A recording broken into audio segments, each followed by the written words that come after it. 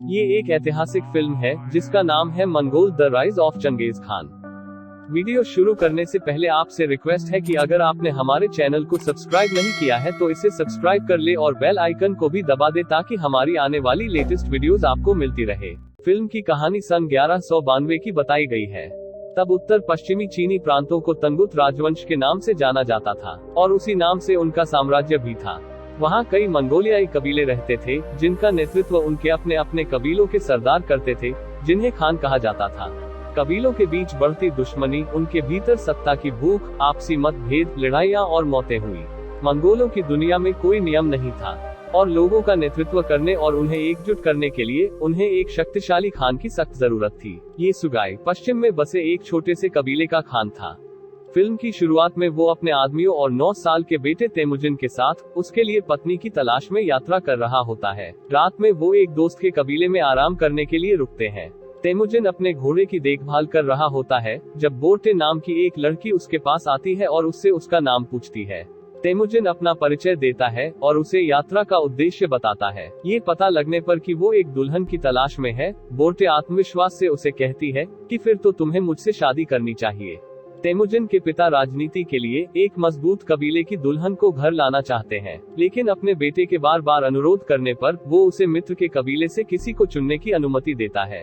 लड़की चुनने से पहले तेमुजिन को मजबूत पैरों वाली लड़की को चुनने को कहा जाता है, क्योंकि केवल मजबूत पैरों वाली लड़की ही अपने आदमी को खुश रख सकती है। तेमुजिन को जैसे बताया वैसे ही करता है और वो बोर्टे को चुनता है।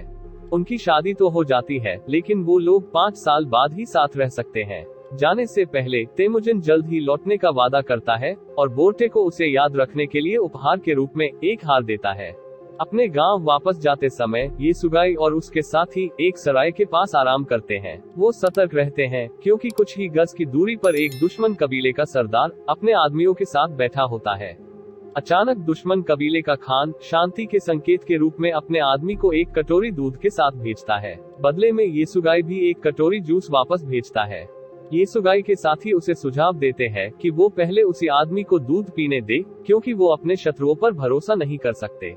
लेकिन ये सुगाई संदेह के कारण शांति बनाने का अवसर नहीं खोना चाहता है। वो कटोरी का दूध पूरा पीता है और दूसरा खान भी वैसे ही करता है। थोड़ी देर बाद वो यात्रा जारी करते हैं, लेकिन कुछ ही मिनटों में ये सुगाई की छाती में दर्द होने लगता है और वो घोड़े से गिरकर मर जाता है। ये स्पष्ट था कि विरोधियों ने उसके सीधेपन का फायदा उठाया और उसे जहर दे दिया। बेचारा तेमुजिन अपने पिता के पास जाता है, लेकिन उसके साथी उसकी परवाह नहीं करते। उन लोगों की परंपरा केवल एक मजबूत सरदार को फॉलो करने की है।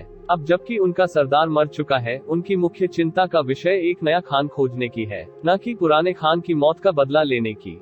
अगले सीन में तेमुजिन और उसकी माँ ये सुगाई के अंतिम संस्कार में शामिल होते हैं। ये सुगाई के पास बहुत सारे मवेशी और घर थे जिन पर उसके एक साथी तारगुताई ने कब्जा कर लिया। तेमुजिन की माँ उसे शाप देती है और दावा करती है कि उसका बेटा एक दिन उसे मार डालेगा। तारगुताई को पता चलता है कि ये सच है और तेमुजिन को मारने के लिए इसे अपना मिशन बना लेता है। जब वो उसकी ऊंचाई को नापते हैं, जो गाड़ी के पहिए के ऊपरी हिस्से तक नहीं पहुँचती है। परंपरागत मंगोल एक बच्चे को नहीं मारते, इसलिए तेमुजिन की जान बच जाती है। लेकिन तारगुताई ने अगली सर्दियों में लौटने का वादा किया जब तेमुजिन की ऊंचाई बढ़ गई होगी।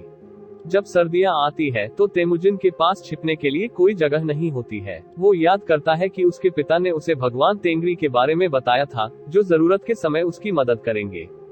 इसलिए वो पवित्र स्थान के दर्शन के लिए उस पवित्र पर्वत पर जाता है, लेकिन रास्ते में वो गलती से जमी हुई झील में गिरकर लगभग मरने ही वाला होता है। तभी जमुका नाम का एक लड़का उसे बचाता है। वो और उसका छोटा भाई दोनों तेमुजिन को अपने घर लाते हैं और उसे खाना देते हैं। तेमुजिन उसे बचाने के लिए उन दोनों भाइयों का आभारी है। वो खून से जमुका का भाई बनने की पेशकश करता है। वो अपना खून एक कटोरी दूध में मिलाते हैं और एक दूसरे के प्रति अपनी निष्ठा साबित करने के लिए उसे पीते हैं। अगली सुबह उनका सामना तारगुताई और उसके लोगों से होता है, जो अभी भी उसे मारने के लिए तेमुजिन की तलाश कर रहे हैं। वो उसका अपहरण करके कबीले में लौटते हैं, लेकिन सौभाग्य से तेमुजिन के लिए उसकी ऊंचाई पिछली बार से ज्यादा नहीं बढ़ी है, इसलिए उसे बड़े होने तक बंदी बनाकर रखना पड़ता है। एक दयालु बूढ़ा उसे हर रोज खाना खिलाता है और उसके चोटों पर मरहम लगाता है। कुछ दिनों बाद उन्होंने उसकी ऊंचाई फिर से नापी, लेकिन वो अभी भी नहीं बढ़ी है। अचानक बारिश होने लगती है और सभी अपने घरों के अंदर चले जाते हैं। बूढ़ा आदमी इस अवसर का उपयोग करके तेमुजिन को मुक्त कर देता है। तेमुजिन तब तक दौड़ता है जब तक वो अपने गले में फंसे लकड़ी के तख्ते के साथ दौड़ सकता है। वो पहाड़ों पर जाकर मदद के लिए भगवान तेंगरी से प्रार्थना करता है। वो भगवान के स्मारक के बगल में एक सफेद भेड़िए को देखता है और कुछ देर बाद लकड़ी का तख्ता चमत्कारिक रूप से टूट जाता है। अगला सीन 1186 का दौर बताया जाता है। तेमुजिन अब बड़ा हो गया है, लेकिन अभी भी तारगुताई और उसके लोगों से भाग रहा है। वर्षों की लंबी खोज के बाद वो उसे पकड़कर फिर से लकड़ी के तख्ते में बंद करते हैं। इस बार उसकी ऊंचाई पर्याप्त थी, इसलिए उसके बचने की संभावना कम थी। तारगुताई उसे अपने जीवन के लिए भीख मांगते हुए देखना चाहता है, लेकिन तेमुजिन एक गर्वशाली व्यक्ति होने के नाते ऐसा करने से इनकार करता है। इसलिए तारगुताई उसे एक पल में मारने के बजाय धीरे धीरे उसे मारने का फैसला करता है। वो बूढ़ा जिसने सालों पहले तेमुजिन की मदद की थी उसे अब भी खिलाता है। वो तेमुजिन से वादा चाहता है कि वो उसकी जान बचाने के लिए और उसके उपचारों का बदला लेने के लिए वो फिर से लौटेगा। अंधेरा होने पर तारगुताई तेमुजिन के पास आता है और उसका मजाक उड़ाता है। चूंकि हर कोई व्यस्त है, तेमुजिन उस पर हमला करने और उसे लकड़ी के तख्ते से बार बार मारकर उसे मार देता है। उसके बाद वो गांव से भागकर अपनी जान बचाता है। तेमुजिन अब अपने कबीले को वापस लेने और खान बनने के लिए तैयार है, लेकिन इससे पहले उसे अपनी दुल्हन को घर लाना है। वो 9 साल की उम्र के बाद पहली बार अपने ससुराल जाता है। बोटे अब बड़ी होकर एक मजबूत और खूबसूरत महिला बन गई है। वो बताती है कि जब से उसने उसे आखिरी बार देखा था, तब से वो उसका इंतजार कर रही है। तेमुजिन को दहेज में एक कोट मिलता है और वो बोटे को अपने साथ लाता है। तेमुजिन बोटे को लेकर कई साल बाद अपनी माँ और बहन से मिलने जाता है। उनका परिवार में तहे दिल से स्वागत होता है। महीने भर तक वो अपने सपनों की जिंदगी जीते हैं। तेमुजिन और बोटे पति पत्नी के रूप में गहरे प्यार में पड़ जाते हैं। लेकिन मुसीबत तब आती है जब एक दिन उन पर मर्किट कबीले का हमला होता है। बरसों पहले तेमुजिन के पिता ने उसकी मां का मर्किट कबीले के खान से अपहरण कर लिया था। उस खान ने बदला लेने की कसम खाई थी और वो यहाँ तेमुजिन से बोटे को चुराने के लिए आया है। वो दोनों भागने की कोशिश करते हैं, लेकिन तेमुजिन को तीर लग जाती है और बोटे का कबीले के खान की पत्नी के रूप में अपहरण कर लिया जाता है। तेमुजिन ठीक होता है। वो जानता है कि उसे अपनी पत्नी को वापस लाना है, लेकिन वो इसे अकेले नहीं कर सकता।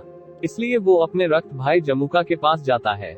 जमुका बड़ा होकर एक शक्तिशाली कबीले का खान बन गया है। वो मदद के लिए राजी होता है, लेकिन वो उसकी मदद 1 साल बाद ही कर सकता है, क्योंकि वो अभी किसी काम में व्यस्त है। 1 साल बीतने पर दोनों अपने सैनिकों के साथ मर्किट कबीले पर हमला करने के लिए निकलते हैं। वो उनके सभी आदमियों को मार डालते हैं और उस जगह को लूट लेते हैं। तेमुजिन एक झोपड़ी में बोटे को खोज लेता है। बोटे एक आदमी को मार डालती है, जिसकी लाश उसके पास पड़ी होती है। बोटे गर्भवती है। तेमुजिन तुरंत ही उसके बच्चे को अपना लेता है और बोटे को वापस लाता है। रात में सैनिक जीत का जश्न मनाते हैं। अब तक कुछ लोग तेमुजिन के अनुयायी बन गए हैं। वो लोग उसे लूटे गए मवेशियों को बांटने के लिए कहते हैं। तेमुजिन दूसरे खानों के विपरीत अपने लिए केवल 10% रखता है और बाकी अपने सैनिकों को बांट देता है। वो युद्ध में मारे गए लोगों के परिवारों को और भी सामान देता है। जमुका के 2 लोग इसे देखते हैं और तेमुजिन के कबीले में शामिल होने का फैसला करते हैं। चूंकि मंगोलों को अपना खान चुनने का हक है, जमुका इसके बारे में कुछ नहीं कर सकता, लेकिन वो इसे विश्वासघात के रूप में देखता है। अगले सीन में तेमुजिन के सैनिक एक व्यक्ति को उनका घोड़ा चुराने की कोशिश करते हुए देखते हैं और उसका पीछा करते हैं। वो उनसे मुठभेड़ में मारा जाता है। पता चलता है कि चोर कोई और नहीं बल्कि जमुका का छोटा भाई था। इस घटना के बाद जमुका तेमुजिन को मारने की कसम खाता है। वो ये भूल जाता है कि वो दोनों खून से भाई है। वो एक अन्य कबीले के साथ हाथ मिलाकर तेमुजिन के कबीले पर हमला करता है। तेमुजिन जानता है कि उसके लोग लड़ाई नहीं जीत सकते, क्योंकि दुश्मनों की संख्या बहुत अधिक है। फिर भी वो महिलाओं और बच्चों को दूर भेजता है और पुरुषों को अपनी पूरी ताकत से लड़ने के लिए मजबूर करता है। कई विरोधियों को मारने के बाद भी तेमुजिन अंत में पकड़ा जाता है। जमुका अब भी उसे भाई कहकर बुलाता है और उससे रहम की भीख मांगने के लिए कहता है। वो किसी ऐसे व्यक्ति को मारना नहीं चाहता जिसके पास अभी भी ताकत और गर्व बाकी है, इसलिए इसके बजाय वो उसे गुलाम बनाकर उसे दलालों को बेच देता है। तेमुजिन और उसके बाकी साथियों को तंगुत राजवंश के शासन वाले शहर पहुंचने के लिए रेगिस्तान में कई मील तक पैदल चलने के लिए मजबूर किया जाता है। उसके बाद उन्हें खुले में रखा जाता है ताकि लोग जांच कर सके और अपनी इच्छानुसार खरीद सके। उस राजवंश का एक उच्च अधिकारी एक दिन बाजार में आता है और तेमुजिन को खरीदने में रुचि दिखाता है। उसका सलाहकार महंत तेमुजिन को देखकर उसे बताता है कि वो गुलाम होने के लिए आदर्श व्यक्ति नहीं है। उसे लगता है कि तेमुजिन की वजह से उनके पूरे शक्तिशाली राजवंश का अंत हो जाएगा। वो अधिकारी उस महंत की बात पर हंसता है और फिर भी तेमुजिन को खरीदता है और उसे एक पागल के रूप में एक पिंजरे में रखा जाता है, जिसे लोग देखकर उसका मजाक उड़ाते हैं। महंत हर रोज उसके पास जाता है और उससे क्षमा मांगता है। तेमुजिन उसके साथ एक समझौता करता है कि अगर वो उसके लिए बोर्टे की तलाश करे तो समय आने पर वो उस मठ को नष्ट नहीं करेगा। रेगिस्तान में बोर्टे की खोज के दौरान महंत बेहोश होकर मर जाता है। सौभाग्य से वो बोर्टे को मिलता है, जो कई वर्षों तक उसके पास रखे हुए उस हार को पहचानती है। उसे पता चलता है कि उसका पति अभी भी जिंदा है और वो उसे खोजने के लिए शहर जाती है। चूंकि तेमुजिन लोगों के सामने एक तमाशा बना हुआ है, इसलिए उसे खोजने में उसे ज्यादा समय नहीं लगता। उसी रात वो एक रक्षक को रिश्वत देती है और तेमुजिन को भागने में मदद करती है। वो ये देखकर हैरान होता है कि उसका बेटा बहुत बड़ा हो गया है और बोर्टे की अब एक और बेटी है। बोर्टे को अनिच्छा से दूसरे आदमी के साथ रहना पड़ा ताकि वो अपने बच्चों का भरण पोषण कर सके। तेमुजिन उसे उसके बलिदानों के लिए और भी अधिक प्यार करता है और छोटी लड़की से कहता है कि वो उसका पिता है। पूरा परिवार अपने घर लौटता है और महीनों तक खुशी खुशी रहता है। बच्चे अपने पिता से प्यार करते हैं और हर समय उनके साथ खेलते हैं। फिर एक दिन बोर्टे कहती है कि सभी मंगोल एक जैसे हैं, सभी चोरी और लूट मार करते हैं। कहने में ये बात छोटी थी, लेकिन तेमुजिन पर ये बहुत बड़ा असर करती है। वो अपने परिवार को छोड़ने का फैसला करता है ताकि वो ज्यादा से ज्यादा कबीलों को एकजुट कर सके और मंगोलों की दुनिया में नियम बना सके, भले ही उसे इसके लिए दूसरे कबीलों को मारना पड़े। उन्हें जिन 3 बुनियादी नियमों का पालन करना है, वो है कभी भी महिलाओं और बच्चों को न मारना, दुश्मनों से अंत तक लड़ना और अपने खान के साथ कभी विश्वासघात न करना। अब साल 1196 दिखाया जाता है। जैसा कि तेमुजिन ने कसम खाई थी, उसने अपनी तरफ से मंगोलों की एक सेना बनाई। उसने कई कबीलों को एकजुट किया और अपनी खुद की एक विशाल सेना का निर्माण किया। अब उसके पूर्ण सम्राट बनने के रास्ते में एकमात्र बाधा जमुका है, जिसके पीछे उसके अनुयायियों की एक सेना है।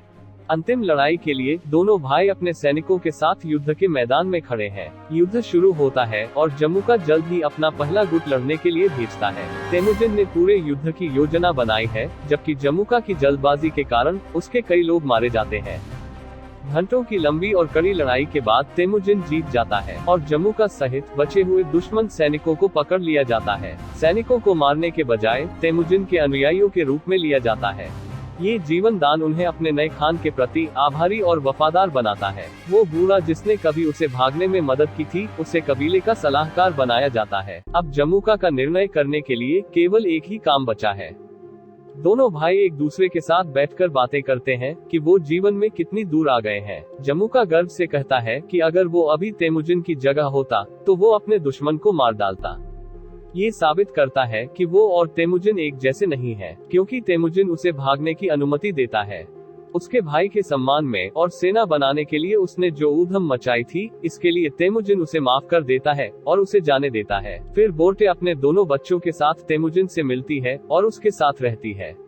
फिल्म के अंत में ये बताया गया है कि 1206 में तेमुजिन को चंगेज खान नाम से सभी मंगोलों का खान बनाया जाता है। जैसा कि उस महंत ने बताया था, उसने पूरे तंगुत राजवंश का सफाया कर दिया और पूरे राज्य का पुनर्निर्माण किया, लेकिन उसने उस मठ को छोड़ दिया क्योंकि उसने उस स्वर्गीय महंत से वादा किया था।